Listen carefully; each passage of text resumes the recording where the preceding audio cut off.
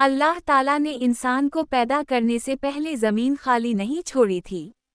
पैगंबर आदम अलैहिस्सलाम के आने से पहले ज़मीन पर एक और मखलूक रहती थी जिसे जिन कहा जाता है, ताकतवर, नज़र न आने वाले और बग़ैर धुएं की आग से बने हुए मखलूक। जिन आग से बने हुए मखलूक हैं। ये ना फरिश्ते हैं और ना इंसान, बल्कि शऊर रखते हैं और अच्छाई और बुराई का इंतखाब करने की ताकत रखते हैं। ये इंसान से पहले ज़मीन पर जिंदगी गुजार रहे थे। जिन्होंने इंसान से पहले ज़मीन पर हुकूमत की, इन्हें ताकत, रफ्तार और लंबी उम्र दी गई थी।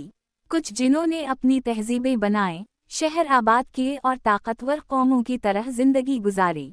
लेकिन वक्त के साथ कुछ जिन गुरूर में मुब्तला हुए और ज़मीन पर फसाद फैलाने लगे। वो आपस में लड़ते, खून खुराबा करते और दुनिया में अफरातफरी पैदा करते। उनकी ताकत ज़मीन के लिए ख़तरनाक हो गई। इस फसाद को ख़त्म करने के लिए अल्लाह ताला ने निज़ाम कायम करने के अहकामात दिए।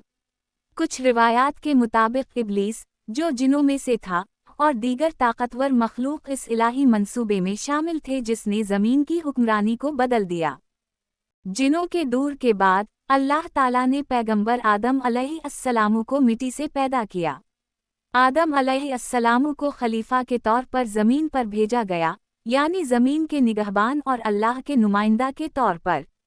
उनके आने के साथ इंसानियत का दौर शुरू हुआ। आदम अलैहिस्सलाम की तख्लीक के बाद इंसानों को ज़मीन पर एक मकसद के लिए रखा गया।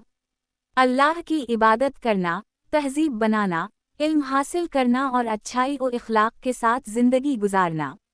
ज़मीन पर इंसानों की कहानी नई शुरुआत थी। ज़मीन की तारीख़ इंसान से बहुत पुरानी है। मखलूक़ात की दुनिया में कई इसरार और राज मौजूद हैं।